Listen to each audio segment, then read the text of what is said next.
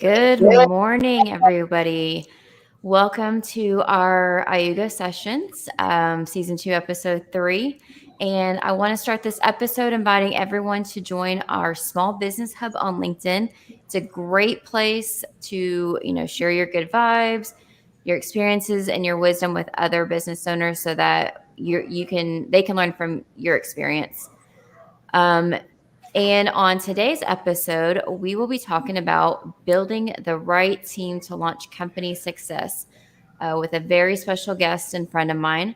But before I introduce him, I want to make sure everyone knows that if you have any questions that you'd like Ray to answer for you, or if crazy you want me to answer a question for you, please drop them in the chat. And as I'm talking with Ray, I'll make sure that we get those questions answered for you. So a little bit about Ray. He is an AEC industry executive. He has over 27 years of experience in multiple sectors, including hospitality, commercial, aviation, federal, healthcare, or just a few among the many. So I'm exhausted reading about all of the industries he's been a part of. He leads by example, inspiring others to do their best. He believes that the company's greatest asset is their employees and a focus that leads to happy clients and successful projects. He's not only all of these great things, but he's also a great friend of mine. I'm so excited to have him on the show today. So without further ado, let's meet our special guest, Ray Roca. Good morning. Welcome, Ray. Good morning. Thank you. Thank you for having me today. Absolutely. Thank you for joining us today. It's definitely an honor having you here, sharing your expertise with all of us. Sure. All right. So let's get right into it. Let's start with learning a bit about you. Tell us a bit about your past working experience. What are the different roles you've had throughout your career that's kind of led you to where you're at today? So, as you said, I started my career, 27 years ago. For 13 of those 27, I owned and operated my own company that eventually was acquired by a larger publicly traded firm, national company. And I learned quite a bit in that role. I started off as a CAD draftsman for a small engineering firm in Dallas, slowly moving up into a designer role, moving then into project management. Then my career took off a little bit further after I moved out to Las Vegas for 5 years and was had the opportunity to be part of a branch office to really get that office off the ground. We started off with 7 employees there. And when I left to return back to Texas, it was almost 50 employees that were there. Wow. So it was pretty interesting. And then I think shortly thereafter, I started, like I said, my own company. And I think it was the position of a CEO and owner of my own company when I really learned the most about what it really takes to excel. Because, traditionally, you were always worried about your project, of your client. But once you got into the role of owner and operator, there were 2 other elements you needed to worry about. You needed to worry about business development to keep, revenue coming into your company. And you also had to worry about operational aspects, making sure that your projects are profitable. So it was not only, what you historically had been doing, but now, you're adding 2 other major elements to being successful in doing that.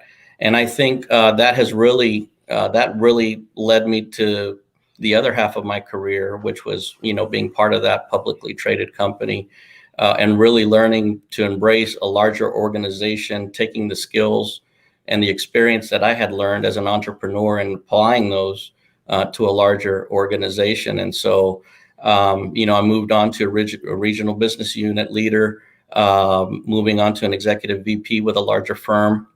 And now I am in a role of COO for a small program management and educational services company. Phew, you've been busy over the last 27 years. Yeah. So, what I heard from you is you did a lot to learn the different aspects of the business. Right. And you probably thought at that point you knew it all until you actually started your own business, because nothing gives you a different perspective of what all it takes in running a business until you're actually running it yourself. That's right. So it's great that you were able to continue to build on that experience. You mentioned, great feat when you were in Vegas, where you grew a team from 7 to over 50. Yeah. So can you tell me about what are the different roles you found in hiring that you feel are indispensable when you're trying to grow a business? I would say that depends on your individual talents and your team's talent. All of us have strengths and weaknesses, right? So Mhm. a good team has a good complement of all of that. Some of us are good at working a crowd and going to speak to people you don't know. That leads to good marketing and good business development. Others may be very good at project execution. They don't want to necessarily be out there doing that. They just want to do what they do, right? Whether it's manufacturing a product or providing a service. So, I think the roles will vary. And I think every individual, every business owner really needs to do a self-analysis. Everybody, like I said, has got their pros and cons, what they're really good at and what they're not so good at. And so a successful company will complement, what you're not as good at, what your team is lacking, with those individuals that can bring that to the table. And ultimately, when you have a very well-balanced team, that's when you're really able to execute on all of those things. And I think every business has three fundamental ingredients you really need to have. You need to be able to market, so that you can grow and bring in business, right? You have to be able to produce. You have to be able to execute and deliver, whether it's a ruler or if you're providing any type of consulting services. You need to be able to do what you say you're selling. And then you also have to have operational awareness. You need to understand the aspects of your business when it comes to invoicing, when it comes to cash flow, when it comes to profitability.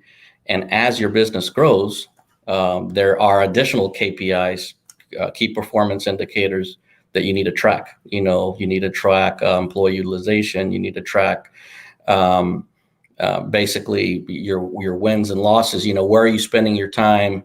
Towards recurring revenue, towards clients that are giving you work, versus if you're out there chasing a bunch of folks that aren't giving you any business. That's not a good thing. So there has to be a good balance, I think. And as you doing a self-analysis, if you will, and you check a box of those things that you're good at, I think the areas that you lack are the areas you should concentrate as a business owner to bring on board to help you add to those three, what I would say, the fundamental ingredients that you need for your business. Absolutely. So if I heard you right, it's, not only is it important to look for a variety in the talent that they bring, but also maybe even kind of personality, who are you going to be your outward facing and who are your inward facing, who's going to get the job done and who's going to kind of help you promote it. That's correct. Yep. That's very true. So with all of the resources available today with finding different candidates, how do you find the best candidates that you want to hire for your company? So, in my experience, there's been four means of getting candidates, right? Referrals is one. Somebody that knows somebody. That's always yielded the best success for me personally. You can, post a position and have somebody apply for that position. You can search for candidates in a database, and you can use recruiters. So when you think about how you're going to build your team, it's true, and I'm a strong proponent of employees are your greatest asset. If your employees are happy and they're delivering to your clients, or they're providing the services that you need, ultimately that's going to lead to an end user being, whoever's receiving that service, whoever's receiving that product, being happy. And that's going to lead to recurring business. When somebody's not happy, you're not going to buy something again from that person. So it's very, very true that you really need to focus, and hiring is one of the most important things you can do for your business. So, they all have their advantages, those four that I told you about. Like I said before, referrals have always been, in my opinion, and in my experience, the best, because you work with colleagues in the industry, and they're going to put their reputation on the line at some point. Say, hey, I'm really vouching for this person. You should try. And I would say my second preference is to actually pre-search databases for people with specific skill sets that you're using. Sometimes you may post a job opening, and you'll get 1 million applicants, and some are good, some are not so good. And it really takes a lot of effort and time. And when you're kind of managing a lot of different things, you don't have a lot of time to dedicate, a whole week of just looking at resumes all week. So one of the things that I've done that I've found successful is to actually gain access to databases where you can filter what you're specifically looking for, and then reaching out to those candidates to see. And if you can afford it, you can use recruiters as well that can also target specific individuals. But I think as you're starting up, I think the two methods is referrals and database searching. Awesome. So, the referrals, you can usually go off of a good recommendation, and database, it can be hit or miss. Are there some methods or tools that you use to help really assess their skill level? So one of the things that you can do is, to really address that, is you can perform what's called pre-employment tests. These can range from job knowledge to skills. If it's a labor-intensive job, physical ability tests are not uncommon. Okay. Okay. But there's also, I think, so when you're looking at skills, so there's two different things. So when you're looking at skills, you can certainly create specific knowledge tests to really see if they really know what they're talking about. And there's tons of them out there depending on your industry. And then there's also what I call personality tests that are very important, because that has to deal with the chemistry of your team. So, you want to have a very well balanced, as I said earlier, very well balanced team, but you also want to make sure that the individuals that you're bringing in aren't disrupting your existing team. You might have a really big conflict with someone that doesn't fit in with the existing team. And I've seen it personally happen where it affects productivity, and people just aren't happy. So that's very important, I would say, when you want to try and test, if you will, who you're going to bring on. So have you, even with all of the personality assessment, have you run into the situation where there was still some conflict in the team? And if Oh, so, how did you absolutely. handle that? How did you handle that? Well, it's funny. Conflict is actually a good thing in my book, Okay. because when you have conflict, it exposes either a need or a problem that you have within your organization. Right. Don't get me wrong. It's not good if two people are grabbing each other's throat in a conference room. That is not good. That's not what you want. But what But you want, don't you see who's physically stronger at that point? no, don't do Just kidding. that. But what you do want is you want constructive dialogue.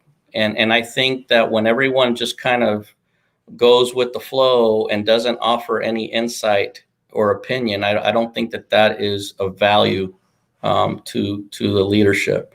I think when folks have ideas that they can bring to the table, when they have a concern or an issue with the way something's being done, okay, but don't present a problem. I would always tell my folks, don't present a problem unless you have a solution. Right. I don't want to hear problems unless you have a solution. So that's my only caveat that I would tell folks. And I would say, everyone has different personality types, like I said earlier. So some of these, fast-paced or dynamic, if you will, type people, they're great because they offer really good new ideas. And then you have your other parts of your team that are more collaborative. They're more cooperative when trying to make everybody work together. And then you have your reliable group, right? Your reliable folks that are there day in and day out. They're doing, and that's the backbone, really, the fundamental of your business. And then I think a healthy mix of all of those things are constructive to a business. Absolutely agree. Have you found with your past hires that there's still a relevance for a strong educational background, or are licenses more important, or is experience more important? What have you found to be that the special thing that really makes someone successful working for you?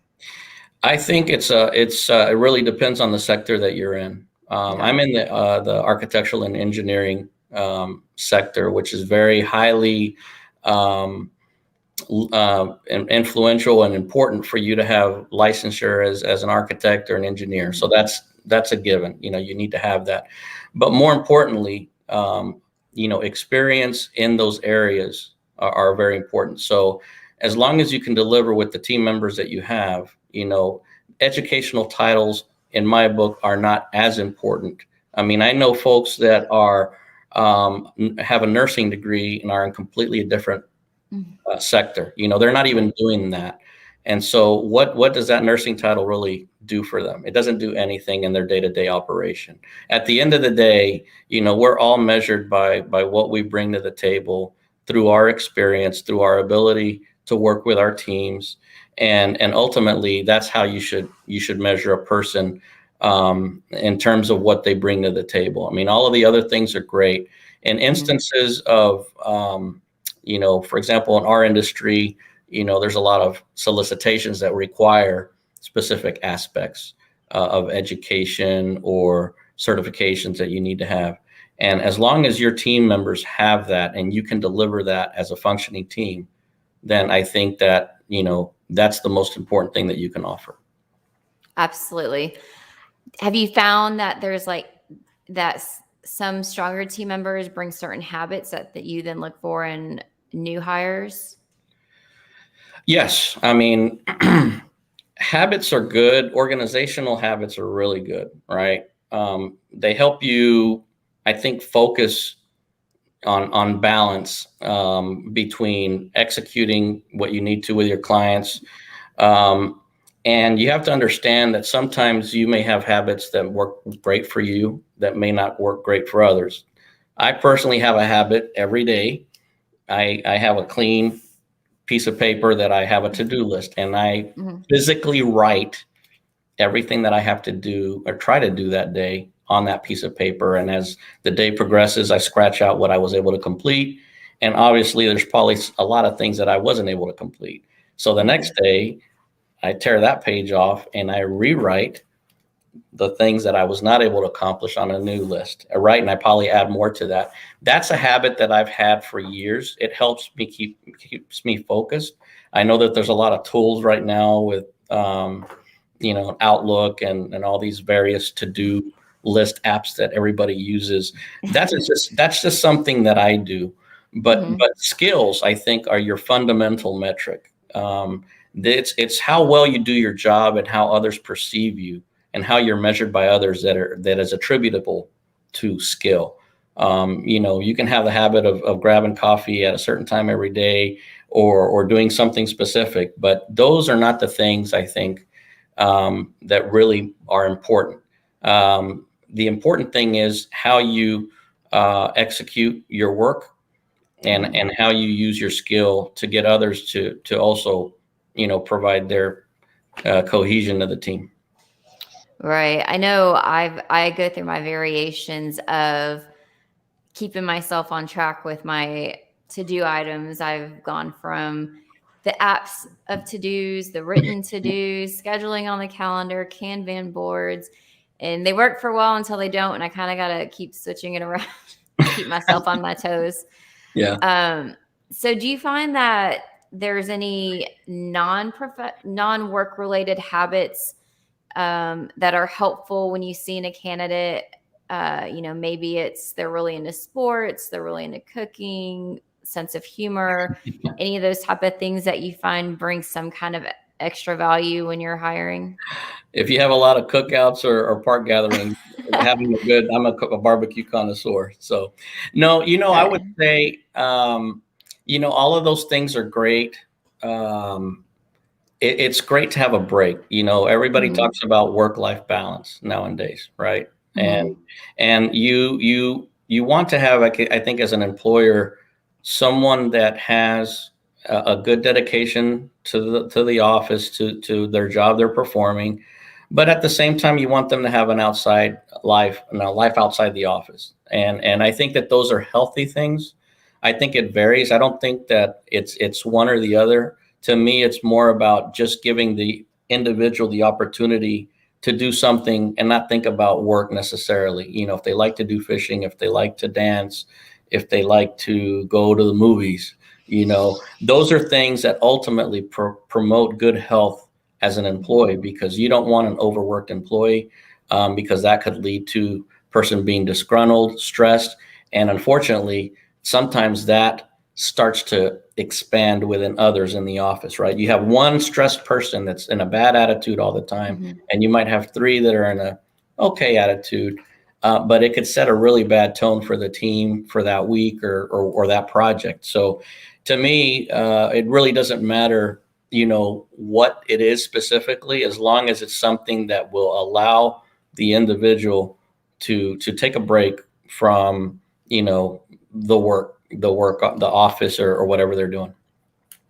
Absolutely agree. I know some people find that they get more work done in a shorter time frame than trying to work long hours, trying to do everything. So we talked a lot about the personal side of the people that you hire. Do you ever see AI taking over some of those jobs that you hire, where you don't have to actually hire someone and manage that person, but instead purchase some sort of AI that does the work?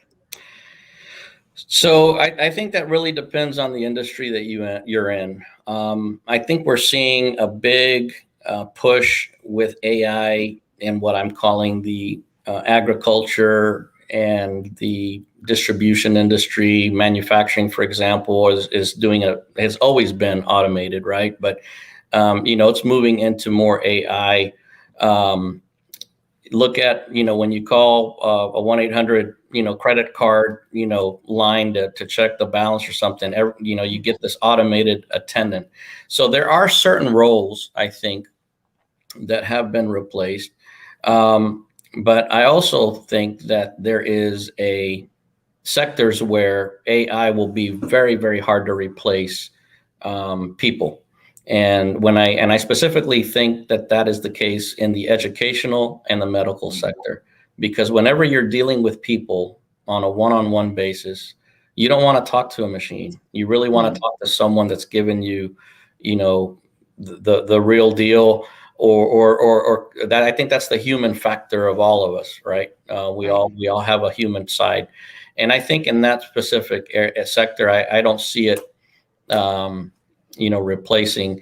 Last time I checked, I don't think Alexa's going to take over Jeff Bezos' position either. I don't think he's going to let that happen.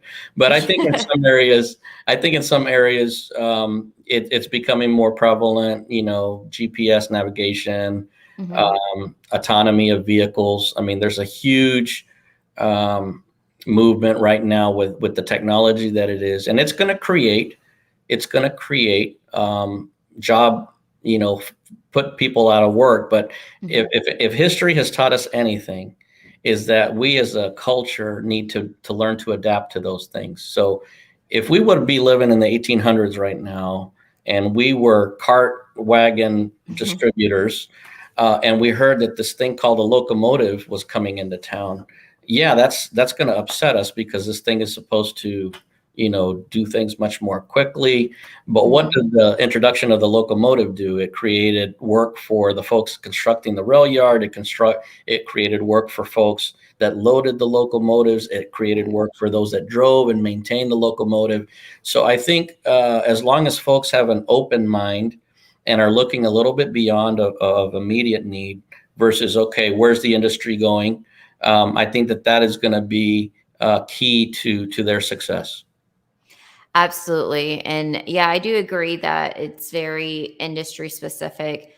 Mhm. Even in our industry at IOOGO, we have found that AI, it does a lot of great things, and we use it for our own internal operations. But when it comes to some accounting and definitely taxes, you can't use a robot to go talk to the IRS on your behalf. You can't even Right. email the IRS. You have to fax them or call them. So there's a lot of industries that are still behind, and so you kind of have to figure out where that right balance is. Yep. Do you That's right. find that there's technology out there though that helps with building your team or team building in general? I wouldn't call it technology. We talked about, pre-employment tests that you can execute, Mhm. and you can do that. So I think that there is certainly some applications that could help guide you as an owner. But in form of, you really don't want to automate your team building. That is so critical to your success, as a business. I think the three fundamental things of that is related to creating trust within your staff. They need to be able to trust you, and you. They also have to embrace a culture of what I call accountability.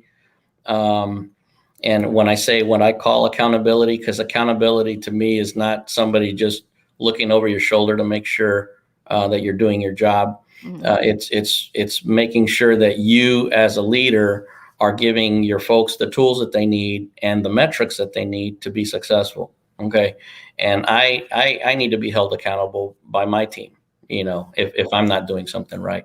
And I think the third aspect of it is leading by example. So I've never told people to do stuff that I don't do myself. So when people see that you're doing it, and I was always bad, and people that are watching this right now will know that I was always bad at submitting my expense reports. I've historically been bad at that. So I never pushed that on my people really hard because I felt so bad, because I myself, I'm very honest, but those are the things I think. I think in terms of technology, yes, there's some apps out there, but I think really it's a very person to person aspect, a human aspect when you're building your team. Yeah, it's great. Definitely sounds like your mantra is not do what I say, not as I do. Right, right. That's good. That's great. Great to see in a leader. So for my last question, and I know that this can vary across industries, but for you personally, are you an advocate of working from home, having the home office, both for you and your employees? So I think something that COVID taught us last year and even this year was that a lot of I guess the generations that are used to the in-person were forced to rely on technology. There used to be a stigma associated with if I don't see somebody in the office, they're not working, right? They're doing something else, and that's not true. That's not true. So I think the work home office remote learning is here to stay. I think there's going to be a continued. I think moving forward, it's going to be a balance.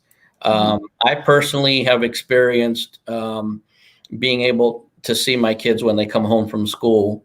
I was in the office, and that's great because nothing beats getting a hug. Hey, Dad, how you doing? Just got home from school. And I'm able to kind of see that, so me as a father of small children, I feel like I'm not missing out on that. I was involved with so many executives told me in the past, enjoy it now, because once they grow up, they're gone. And Right. I was always in the office. And next thing I know, I had one mentor of mine once tell me a story about how he was working on a Saturday at his home office, and his daughter walked in and said, "Hey, Dad, it's my birthday. Everybody's here. You need to come out." And he's like, "Yes, sounds good. I'll be right out." And she left. And for a second, he couldn't remember her 8th or her 7th birthday because it was her 9th birthday. So at Oh, that moment, he was like, "Wow, I'm really missing on these milestones." And it made him reflect and change a few things. And I've never forgotten that. And right. I think one of the things that is also helped me in my success is the mentorship that I've received. I was so fortunate at a young age to have worked with so many people that have influenced the way I approach things. This has not happened overnight, folks. It's a thing over time, that you do while you're working with people, and you're learning from them and having dialogue about work, about their family, about all of the different things that make them up. I have friends from all walks of life, from all over the world, and I learn from each and every one of them all the time. So I think those are the things that are lasting and important. Absolutely. I agree. As a stepmom of two bonus kids, two bonus daughters, it's great being able to be here when they get home from school. And even in the mornings when they leave, there's not that time driving and sitting in traffic sometimes. And just a quick question, do you find your productivity is better or worse at home versus in the office? Well, there's only so much you can do while you're driving a vehicle. So Right. if you factor that into an 8-hour workday, and I know many of you work many more than that, yes, I definitely feel that productivity is enhanced when you work from home, because you're able to get going immediately, Mhm. and you're not putting in that factor of transport time, Mhm. commuting. So yes, I do feel. But I also think that it can't be 100% remote. You Mhm. do have to meet and see your team. It's important that Right. they see you. So I think a healthy balance of both is critical. If you're 100% Absolutely. remote, you really lose that connection, right? Everybody kind of feels like they're on an island, and you don't want that. You want there to be a team, and so there has to be Mhm. in my opinion, a healthy balance. You just shouldn't do one or the other. Right. You really should do both. Absolutely agree. Thank you so much that you've shared so many great advice and tips and experiences with us. And I'm sure all of our viewers have learned something, especially when it comes to the important things looking for when you're hiring the people who are going to help really support your business, because nothing can drive away business like bad employees who just represent give a negative connotation to your brand. So thank you so much for sharing with us today. Really Absolutely. appreciate that. Well, I appreciate it. Thanks for inviting me. Of course. All right. Don't forget to join our small business hub again on LinkedIn. And if you love this episode as much as we did, I'd like to invite you to subscribe to our next episode, where we will talk about elevating finance from a function to a dynamic capability with our special guest, Monica Osorio. She's the president and CEO of MPO Solutions. And how do you subscribe? It's easy. You go into our website, IOOGO.com. Under resources, go to IOOGO webinars and subscribe to the next episode. You'll receive a confirmation email so you won't miss it. And I hope to see all of y'all next Thursday. Bye.